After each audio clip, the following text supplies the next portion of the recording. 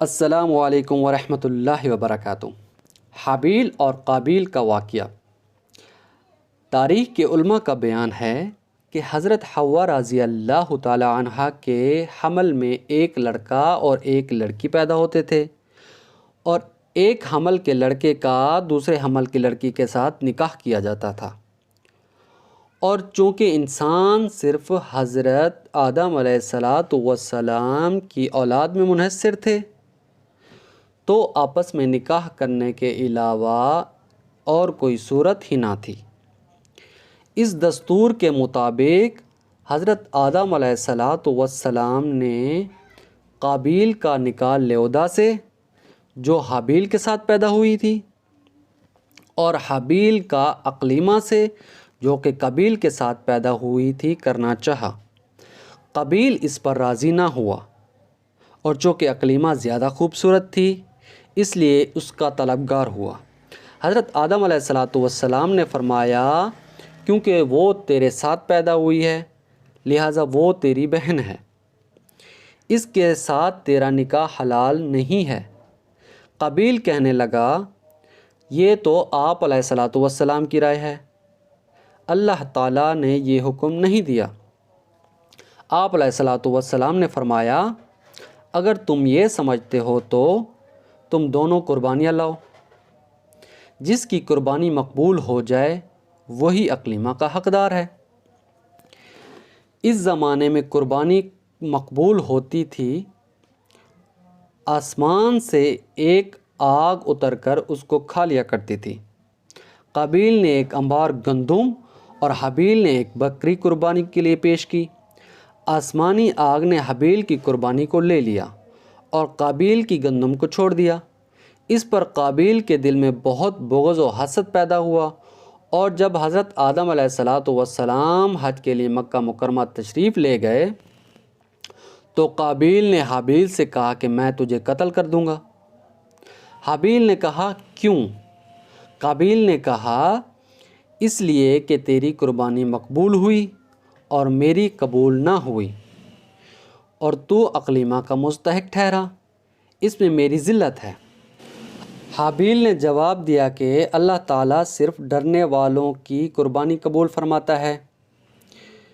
حابیل کے اس مقولہ کا یہ مطلب ہے کہ قربانی کو قبول کرنا اللہ عز و جل کا کام ہے، وہ متقی لوگوں کی قربانی کو قبول فرماتا ہے۔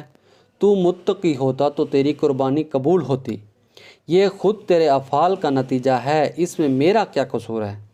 اگر تو مجھے قتل کرنے کے لیے میری طرف اپنا ہاتھ بڑھائے گا تو میں تجھے قتل کرنے کے لیے اپنا ہاتھ تیری طرف نہیں بڑھاؤں گا، کیونکہ میں نہیں چاہتا کہ میری طرف سے ابتدا ہو، حالانکہ میں تجھ سے قوی و توانا ہوں۔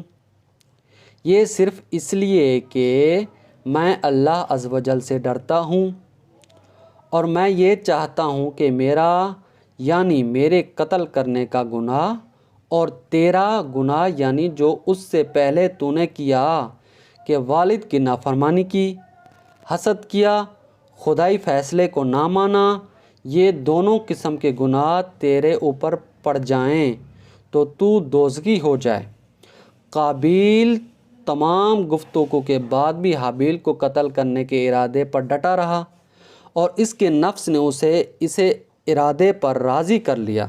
چنانچہ قابیل نے حابیل کو کسی طریقے سے قتل کر دیا، لیکن پھر حیران ہوا کہ اس لاش کا کیا کرے، کیونکہ اس وقت تک کوئی انسان مرا ہی نہ تھا۔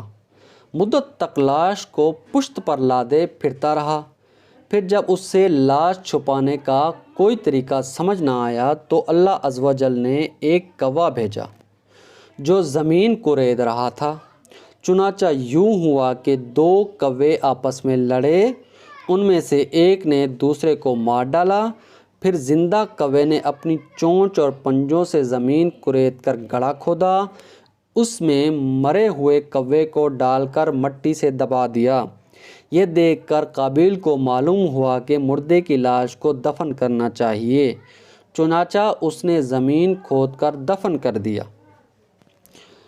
تو اللہ عز و جل نے اپنے قرآن پاک میں یہ آیاتیں نازل فرمائی ہیں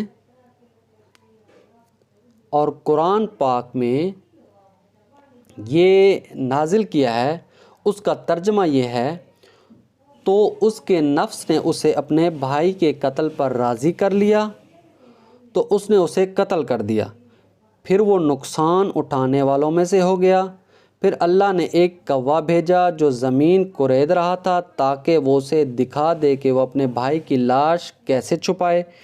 کوے کا یہ واقعہ دیکھ کر قاتل نے کہا، ہائے افسوس، میں اس کوے جیسا بھی نہ ہو سکا کہ اپنے بھائی کی لاش کو چھپا لیتا، تو وہ پچھتانے والوں میں سے ہو گیا۔ شکریہ، تھینک یو گائز۔ آپ کو میری یہ ویڈیو پسند آئی ہے تو اسے لائک کریں، سبسکرائب کریں اور شیئر کریں، اور پلیز پلیز پلیز میرا یہ چینل سبسکرائب کریں، مجھے سپورٹ کریں۔